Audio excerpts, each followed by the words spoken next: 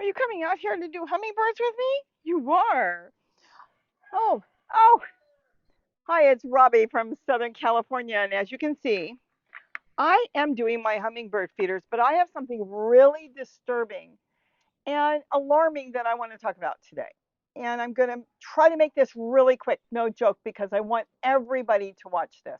I know so many of you are now getting the hummingbirds to your place all over the United States because I know that tens of thousands have, okay, she wants me to pick her up. Tens of thousands, let's say thousands of them have already left and they've migrated all through the United States, mainly going up north to Oregon, Washington, Canada, all through there.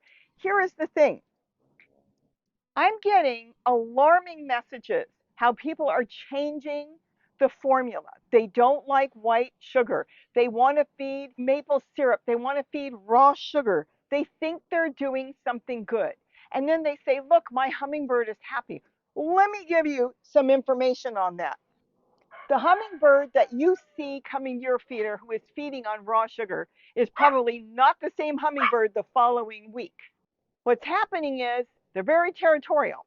They're coming in, they're finding your feeder, and to be down and out of what's going on is they're feeding on your feeder with whatever else is in there besides what's supposed to be in there. And when that bird leaves and perishes somewhere, another bird, because you have the same species there, comes in, sees, whoa, there's nobody here. That feeder is mine, and I'm going to feed on it. And you're sitting back thinking, look at that. He's feeding on it. He looks good. But you don't know what really happened to the one that you gave food to that is not healthy for them. All right, I'm going to read something to you as I'm busy here putting out feeders. And I want you to listen to this carefully because I didn't write this. And then we'll come back and finish this up. I'm going to read to you the following hummingbird nectar recipe. Now, I did not write this recipe. This has been written by one of the world's foremost research centers in the world. Ingredients: refined white sugar, water.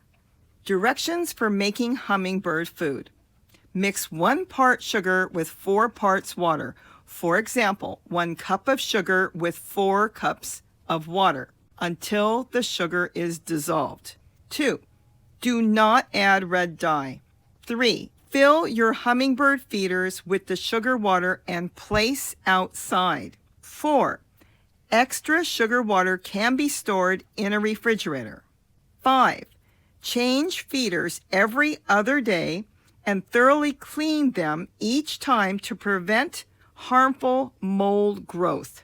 I know some of you are saying, well, you've been saying this for years. You must have wrote it somewhere. Well, I didn't. I do my research, and that came from the Smithsonian's National Zoo and Conservation Biology Institute. They are one of the most renowned institutes in the world. So I hope you listened to that and understood that that is from the Smithsonian. They have done research. It's no different than you deciding you're going to fry up some great onions from your garden and give your dogs that. And then what happens to your dogs? This goes with all different animals. There's certain things that we can eat. There's certain things that won't bother us at all that will cause another animal to end its life because their kidneys, their liver, everything cannot function and break it down. It's actually toxic to them. The thing is, there's a reason why I'm feeding white granulated sugar and why these birds have produced to the thousands. We've gone from nothing, from zero, straight on up. And every year we have more and more because that is what their body needs. Onions are healthy for us. There's a lot of foods that are really healthy for us that are not for our dogs or our pet birds or other animals. Please be mindful. And if you don't want to feed what is recommended by one of the biggest institutes in the world, then don't feed anything. Put flowers out. That would be the best thing because all these things you're giving them, raw sugar, they cannot metabolize that. What happens in a matter of days to weeks is their kidneys give out. It is too hard on them. It just so happens that sugar that we use as table sugar, white granulated sugar, that isn't the best for us, is actually sucrose.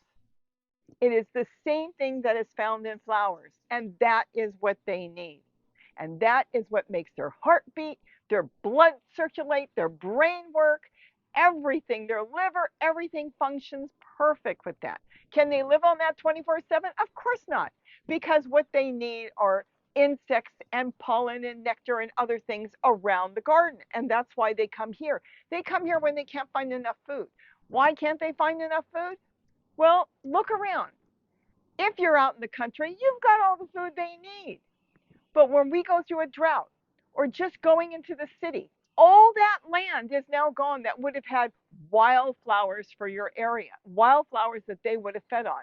Thousands of them everywhere are gone. We live in a cement jungle. And with the cement jungle, they do not have enough food. So because of that, there isn't enough food. So we are actually helping them who gives the right diet. And the right diet is a quarter of a cup of white granulated sugar mixed until it's completely dissolved and then put into the feeders.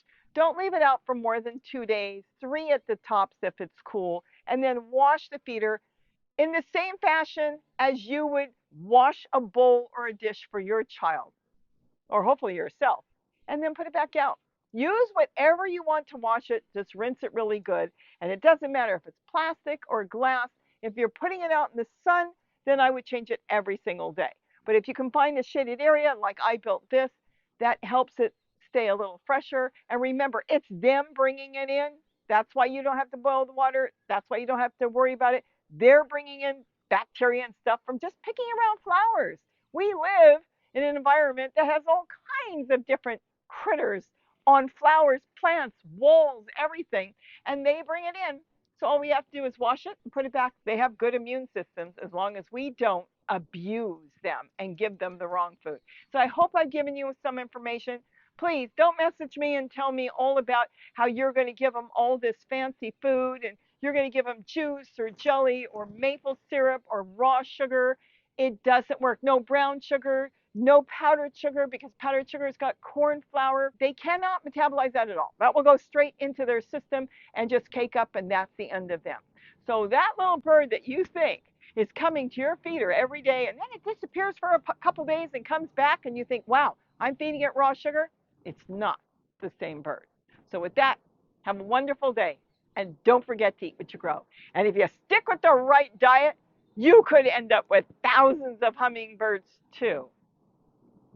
Okay, that's a bit much, and I'll tell you, it has been a bit much. This year, I have seen more birds than ever before. I was going through 10 gallons a day at one point.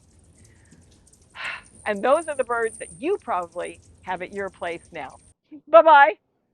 Okay, let's get all these washed, filled, and back out.